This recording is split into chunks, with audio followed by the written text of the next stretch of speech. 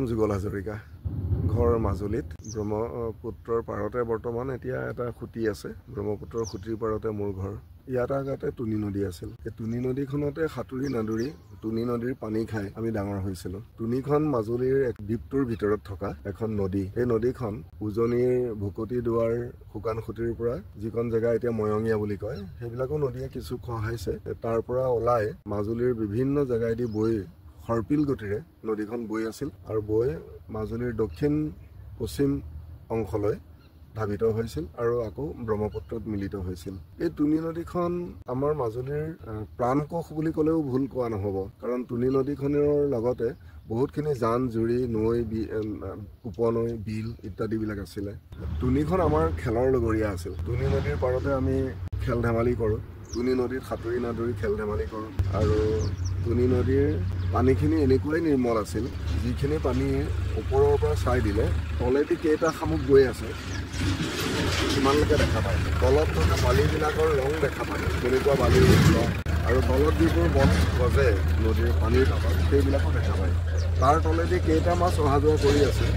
কি মাছ অহা যোৱা কৰি আছে সিমানো দেখা পায় আৰু যেতিয়া আমি তুনি নদীত গা ধুবলৈ নামোঁ বা পানীত সাঁতোৰোঁ তেতিয়া চেলকণা মাছ দৰিকণা মাছ বিভিন্ন ধৰণৰ মাছবিলাকে গাতে খুটিয়ায়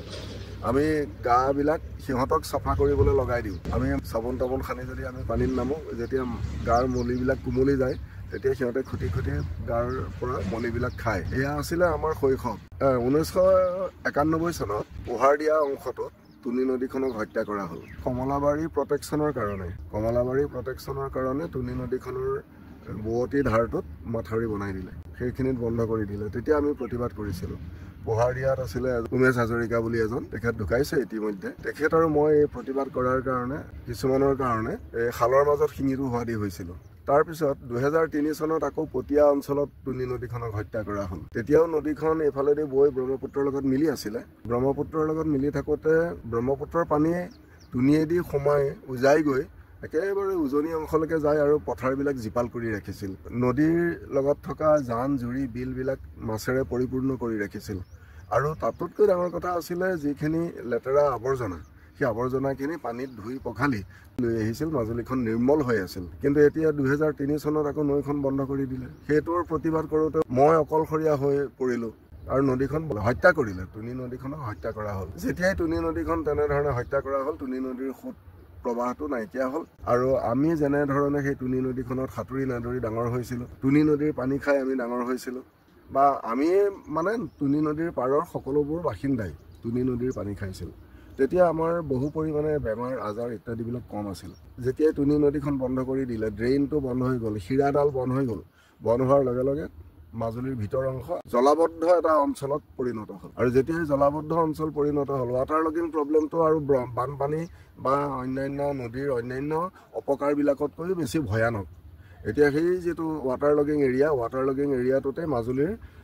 সৰহ অংশ সোমাই আছে আৰু তুনি নদীখন এফালৰ পৰা মানে মলিয়ন হৈ গ'ল মেটেকা পিটনিৰে ভৰপূৰ হৈ গ'ল যি তুনি নদীৰ পানী খাবৰ কাৰণে মানুহে হাওঁবাও কৰি আছিল সেই তুনি নদীৰ পানী এতিয়া মানুহে খাবলৈ নিবিচৰা হ'ল জীৱ জন্তুৱেও পানী খাব পৰা অৱস্থা নাইকিয়া হ'ল মেটেকা পিটনিৰে ভৰ্তি হৈ গ'ল বিষাক্ত হৈ পৰিল আৰু যত মানে ঘৰুৱা আৱৰ্জনাবিলাক মাথাউৰিৰ ভিতৰ ফালে যিবোৰ ঘৰুৱা আৱৰ্জনা সেইবিলাক তাতেই পেলাই আৰু নদীখন বিষাক্ত হৈ পৰিল চৰকাৰীভাৱে যোৱা বছৰৰ পৰা কিছু চাফ চিকুণ কৰিলে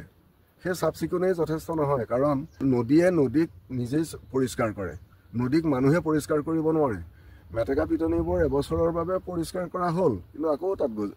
হ'লে নদীখনৰ আকৌ সেই অপমৃত্যুৱে ঘটিব এতিয়া আমি নদীখনক তেনেকৈ হত্যা কৰি তাৰ অপমৃত্যু ঘটালোঁ আৰু সেইটোৱে হ'ল আমাৰ কাৰণে পৰিৱেশৰ কাৰণে এটা চূড়ান্ত অৱক্ষয় এতিয়া কথাটো হ'ল নদীখনক পুনৰ জীৱন দিব লাগে স্লুইচ গেট দিলে নদীখনে পুনৰ জীৱন নাপায় তাত আগতে পতিয়াৰ সেইখিনিত দলং আছিলে গতিকে এতিয়া যিবোৰ ৰাস্তা নিৰ্মাণ কৰি আছে এই ৰাস্তা নিৰ্মাণ কৰাৰ বাবে জেগাত মানে পতিয়াৰ অংশটোত তুনি নদীৰ ওপৰত দলং হ'ব লাগে দলং হ'লে নদীখনৰ পানীখিনি চলাচল হৈ থাকিব ব্ৰহ্মপুত্ৰৰ পানীও ওলাই সোমাই থাকিব আৰু যিবোৰ আমাৰ মানে প্ৰদূষণ আৱৰ্জনা সেইবিলাকো ধুই পখালি চাফা কৰি থাকিব আৰু লগতে নদীখন হত্যা কৰাৰ কাৰণে নদীখনৰ লগত সংযোগ হৈ থকা যিবোৰ বিল জুৰি জান জুৰি এইবিলাকো মৰি আছে গতিকে সেইবিলাকে পুনৰ জীৱন পাব যেতিয়া পুনৰ জীৱন পাব তেতিয়া প্ৰকৃতি নিজৰভাৱে সুন্দৰ হৈ পৰিব আৰু প্ৰকৃতিৰ পৰিৱেশ প্ৰকৃতিয়ে নিজে তৈয়াৰ কৰি লয় মানুহে কেৱল হত্যা কৰোঁ, মানুহে কেৱল ধ্বংস কৰোঁ, মানুহে কেৱল মানুহৰ স্বাৰ্থত এই গোটেই প্ৰকৃতিখনক ধ্বংস কৰি আহিছে। গতিকে আমি নদীখন পুনৰ জীৱন পোৱাটো বিচাৰোঁ। তাত দলং দিব লাগে, স্লুইচ গেট উঠাই দিব লাগে, দলং দি পেলাই নদীখনক মুক্ত জীৱন দিব লাগে।